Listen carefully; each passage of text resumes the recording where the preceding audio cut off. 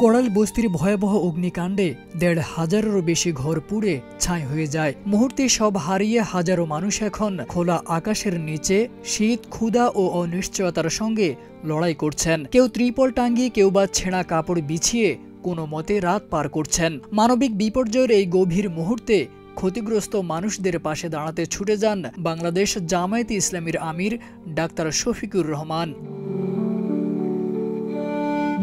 জামায়াত আমির আগুনে ক্ষতিগ্রস্ত এলাকা ঘুরে দেখেন এবং অসহায় মানুষদের সঙ্গে কথা বলেন। তাদের সান্ত্বনা দিতে গিয়ে তিনি নিজেকে সমর্পণ করেন দুর্দশাগ্রস্ত পরিবারগুলোর বেদনা বোধের কাছে। এই সময় তার সঙ্গে ছিলেন ঢাকা ১৭ আসনের জামায়াতের প্রার্থী ডাক্তার এস.এম. খালিদুজ্জামান সহ দলের অন্যান্য নেতৃবৃন্দ।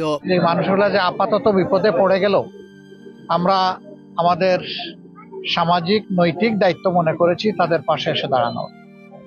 আমরা এই খবর পাওয়ার সাথে সাথেই, আপনারা চিনেন ওনাকে, ডাক্তার এস.এম. খালিদুজ্জামান। তিনি এই এলাকায় আলহামদুলিল্লাহ জামাতে ইসলামের প্রতিনিধিত্ব করবেন আগামী জাতীয় সংসদ নির্বাচনে। আমি তাকে ফোন করেছিলাম যে কোথায়, সে বলছে স্যার আমি অলরেডি ওখানে আছি। ইতিমধ্যে তারা এখানকার কয়েক হাজার মানুষের জন্য কিছু খাবার তৈরি করেছে, হটমিল। এটা তাদের হাতে তুলে দেওয়া শুরু হয়েছে, এখন পৌঁছে দেওয়া হবে। আপাতত তাদেরকে আমরা একটা করে বা দুইটা করে পরিবারে কম্বল দেব। এটা বড় কিছু না, কিন্তু এইটুকু তাদের কিছু সান্ত্বনার কারণ হতে পারে। এরপরে আমরা আরো কিছু ভাবছি, সেটা আগামীকাল তাদের তালিকা তৈরি করে কোন পরিবারকে কতটুকু সাপোর্ট দেওয়া যায়। আমরা একটা সংগঠন হিসেবে আমরা সর্বোচ্চটাই চেষ্টা করবো ইনশাআল্লাহ। ডাক্তার শফিকুর রহমান বিত্তশালী ও সক্ষম মানুষদের প্রতি আহ্বান জানিয়ে বলেন, অগ্নিকাণ্ডে সব হারানো পরিবারগুলোর পাশে দাঁড়ানো এখন সময়ের দাবি। তিনি বলেন, সামান্য সহায়তা এই মুহূর্তে তাদের জন্য বড় আশীর্বাদ হয়ে দাঁড়াবে। একই সঙ্গে তিনি গণমাধ্যমকে জাতির বিবেক আখ্যা দিয়ে বলেন, মিডিয়ার মাধ্যমেই অসহায় মানুষগুলোর প্রতি আরো বিস্তৃত সহমর্মিতা তৈরি হতে পারে। মিডিয়া জাতির বিবেক, জাতির প্রতিধ্বনি। আমরা চাই যে মজলুমের প্রতিধ্বনিটাও আপনাদের মিডিয়ার মাধ্যমে হোক।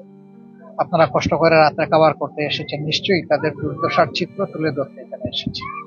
এই জন্য আল্লাহ তাআলার দরবারে দোয়া করি এই দায়িত্ব পালন আপনাদের জন্য দুনিয়া এবং আখিরাতের জন্য সম্মানের কারণ। এই সময় কোড়াইল বস্তির ক্ষতিগ্রস্ত মানুষদের হাতে তাৎক্ষণিক সহায়তাও তুলে দেন ঢাকা ১৭ আসনের জামায়াতের প্রার্থী ডাক্তার এস.এম. খালিদুজ্জামান। তিনি জানান, ফায়ার সার্ভিসের পাশাপাশি স্থানীয় কর্মীদের অনেকেই আগুন নিয়ন্ত্রণের কাজে সহায়তা করেছেন। তার ভাষ্য, দুর্যোগের মুহূর্তে দল মত নির্বিশেষে সবাইকে পাশে দাঁড়াতে হবে। বাংলাদেশ জামায়াত ইসলামীর পক্ষ থেকে জামায়াত ইসলামী সবসময় মানুষের দুর্যোগের সময়, দুর্দিনের সময় পাশে থাকে এবং এটি কল্যাণ রাষ্ট্র গঠন করতে চাই।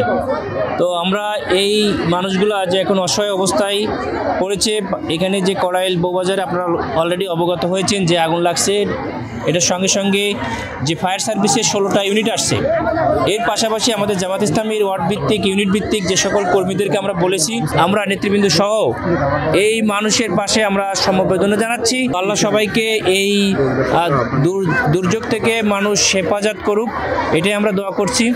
এবং আমাদের যারা সামর্থ্যবান আছি, শুধু মোবাইলের ছবি না তুলে আমাদের সামর্থ্য অনুযায়ী সবাই যার যার লেভেলে এগিয়ে আসি। কোড়াইল ট্র্যাজেডি এখন শুধু একটি অগ্নিকাণ্ড নয়, এটি হাজারো মানুষের জীবনে স্থায়ী ক্ষতের নাম। ক্ষতিগ্রস্তরা এখনও আশ্রয়, খাদ্য এবং উষ্ণতার অপেক্ষায়। এই ভয়াবহ দুর্যোগে রাজনৈতিক দল, সামাজিক সংগঠন এবং সাধারণ মানুষ সবাই মিলে এগিয়ে এলে তবেই দ্রুতই স্বাভাবিকতায় ফিরতে পারবে কোড়াইল বস্তির জীবন। তারেক আজিজ খান, প্রজন্ম 24।